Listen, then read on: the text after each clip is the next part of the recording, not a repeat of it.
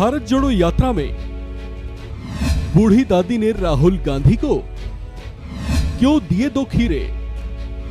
2 खीरे देकर बूढ़ी अंबा ने इंदिरा गांधी का कैसा कर्ज उतारा? कांग्रेस की भारत जोड़ो यात्रा तमिलनाडु, केरल के बाद इन दिनों कर्नाटक पहुंची हुई है।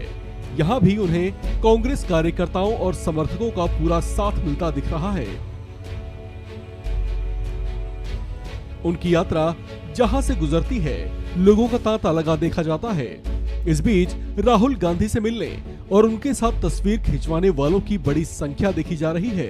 हालांकि राहुल गांधी के आसपास मौजूद सुरक्षा घेरा मजबूत रहता है, फिर भी कुछ लोग उन तक पहुंच ही जाया करते हैं।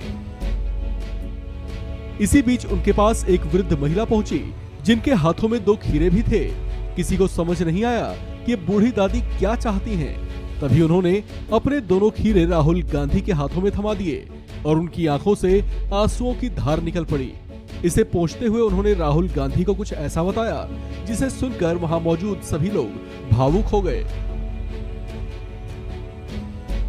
बूढ़ी दादी ने अपने खेतों में उगाए ये दोनों खीरे राहुल गांधी के हाथों में पकड़ाते हुए कहा कि ऐसा कर उन्होंने पूर्व प्रधानमंत्री और राहुल गांधी की दादी इंदिरा गांधी का कर्ज चुकाया है। उनकी ये बात किसी को समझ में नहीं आई, तो उन्होंने इसे पूरा समझाया।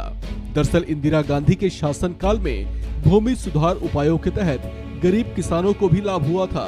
उन्हीं में से बूढ़ी दादी भी एक थी। इन्होंने राहुल गांधी को बताया कि ये खीरे उन्होंने उस खेत में उगाए थे, जो इंदिरा गांधी की वजह से उन्हें मिल पाया था।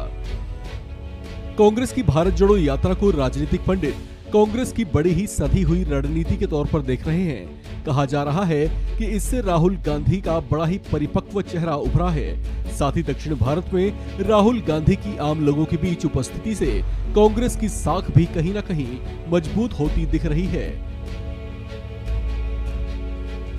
उनकी यात्रा जहां से होकर गुजरती है, वहां लोगों की बड़ी भीड़ देखी जाती है। कहा जा रहा है कि इससे कांग्रेस कहीं न कहीं अपने पक्ष में हवा बनाने में भी कामयाब हुई है। हालांकि वो बात और है कि आम चुनाव में उसे इससे कितना फायदा होता है, वो देखना दिलचस्प रहेगा। बात जहां तक राहुल गांधी की है, उन्होंने राजनीति में तब कदम रखा था जब पार्टी उखड़ खाबड़ दौर से गुजर रही थी। पिता का साया उठ चुका था और मां सोनिया गांधी पार्टी की कमान संभाले हुई थी। अलग अलग राज्यों में पार्टी के भीतर नेताओं की अंदरूनी कलह और आपसी खींचतान ने उनकी चिंताएं भी काफी हद तक बढ़ाई। 2014 में सत्ता परिवर्तन हुआ तो बीजेपी शासन में आई। राजनीतिक पंडितों का कहना है कि विपक्ष में रहते हुए राहुल गांधी को राजनीति के बहुत से सबक मिले हैं।